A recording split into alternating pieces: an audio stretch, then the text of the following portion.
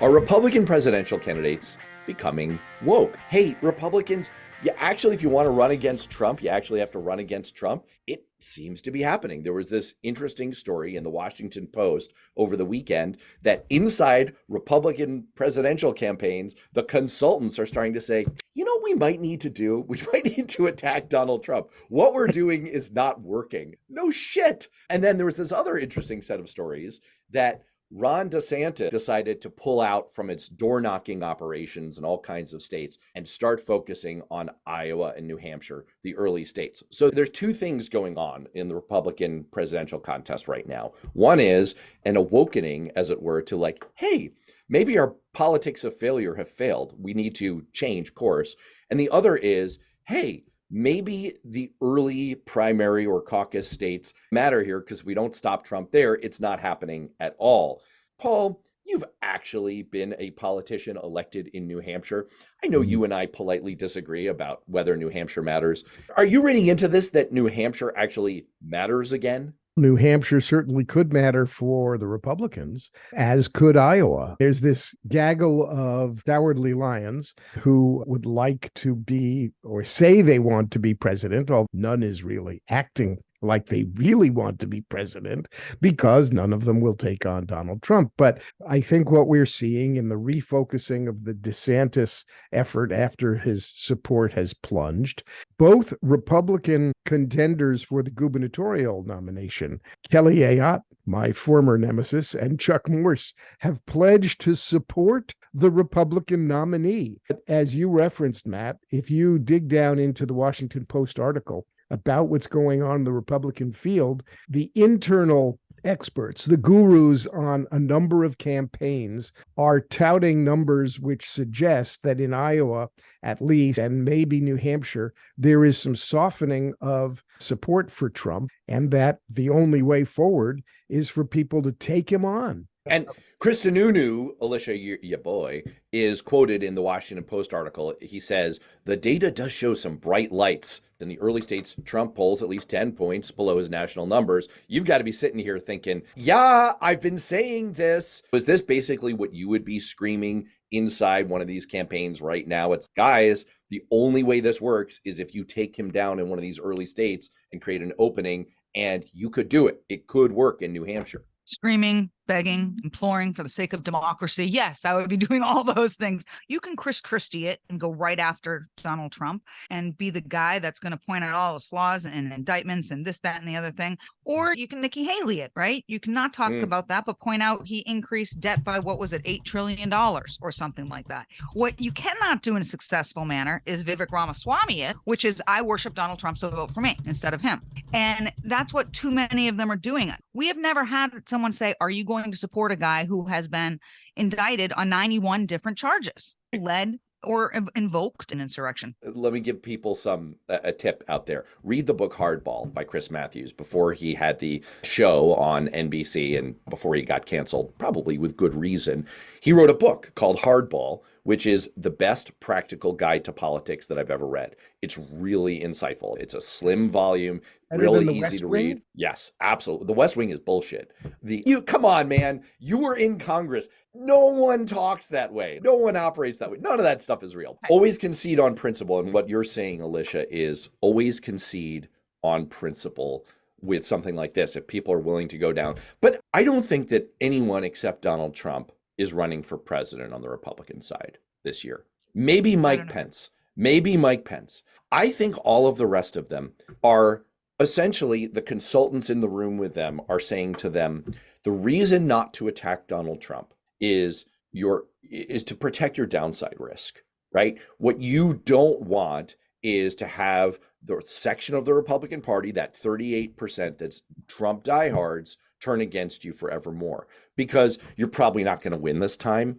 And so your best bet for your own future and your own interests is either Trump wins and you end up in the Trump cabinet, or you run in 2028. And what you're doing in 2024 is increasing your name ID and building out your email list for fundraising purposes for the future. I'm pretty confident that's what at I would least agree. a significant portion of the Republican field is doing right now.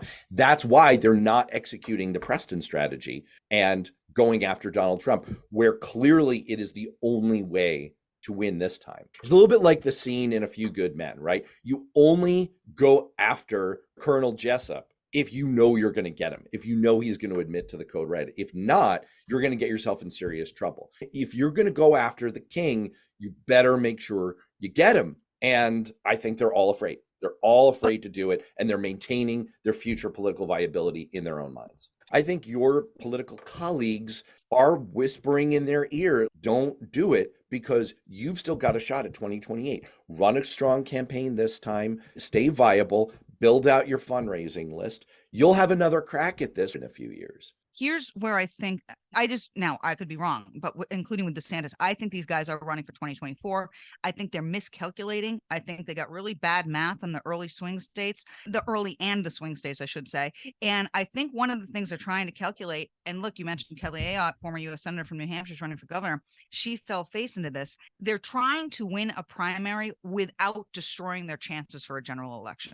And that's a very difficult balance. You got to be a New Hampshire's Chris Sununu to do that, right? Because if you go after Trump too hard and you look like you're a traitor. I love when, if you don't love Donald Trump, you're a traitor. I don't think these people know what traitor means, but you're a traitor. They won't come out, at least a huge chunk of them, and vote for you in a general election. So what they're doing is, now put aside if it's Trump versus Biden or Republican versus Democrat, in the states that are going to decide is a very tight matchup depending on who that Republican is. And so they're trying to hedge and say, I've got to try beat Donald Trump without pissing off too many of his supporters so they won't vote for me in the general. I don't know if that's a doable feat, but I think that's where the miscalculation is coming in. So here's a question for you, just because I'm interested in what happens in New Hampshire. If I was a Democrat running for governor in New Hampshire, even in a primary, would I be attacking both Republican candidates right now, saying, hey, they support Donald Trump, they support an insurrectionist? Wouldn't you be clamoring from the rooftops about that right now to try to turn independents early? I think this is where, I don't know. Let's go back to our Newsweek column. Part of our contention in that was that there needs to be an all-star team. There's not one individual Republican who has the heft to do this. And we also argued you can't expect the current presidential contenders to do it. So what we were envisioning was there has to be a banding together of Republican voices to have enough credibility and to protect each other. There's like safety in numbers with this. There has to be a permission structure. And so I think what I would say, not to put words in your mouth, but what I would say back to Paul's thing is, if you were a Republican, Paul, and you were in this and I were advising you, I'm not sure I would tell you to go out on your own. That's maybe that's the flaw in my reasoning with each of these Republican contenders.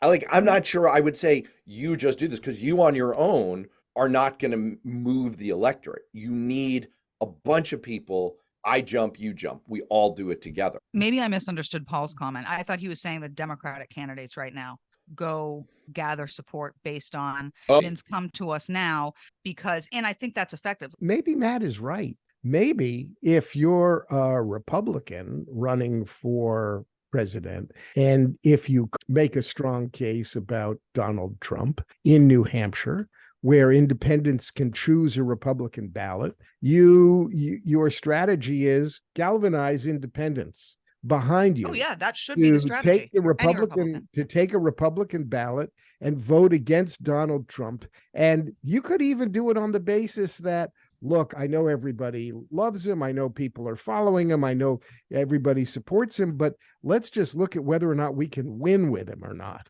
And he's a loser. So that could be a strategy. Go to Democrats. That's not a crazy idea at all. The other thing is, let's not forget, while we're all much more New Hampshire political experts than Iowa political experts, remember, Iowa's still a freaking caucus, which is horrible.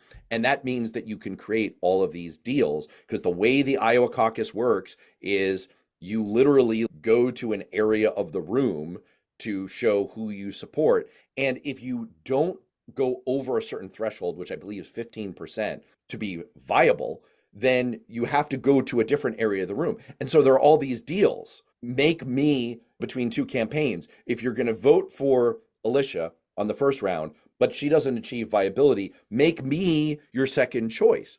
And so there could be a consortium of Republicans who say, look, we each want to win. Whatever you do, just vote against Trump. We don't care which of us it is. Let's have the collective anti-Trump vote be greater than the Trump vote. And let's create a path here. That's not insane. No, You but guys that won't think work it's in insane? primary states. It will work in caucus states because of the negotiation factor. But in primary states, of which there are a lot more, that won't work. He gets 28% of the vote by that formula and he wins. I'm going to make another movie metaphor. It's like Rocky 4, right? When Rocky makes Ivan Drago bleed and his coaches, see, he's not a machine. He's a man. He bleeds. You can beat him. They've got to make Donald Trump bleed in these first two states or it really is over. It's not going to seem like there's a path. They need to show Republican voters in the following states, especially those Super Tuesday states where his trial is opening right the night before. Like, you've got to show them that actually this can happen. You don't have to just vote for Donald Trump.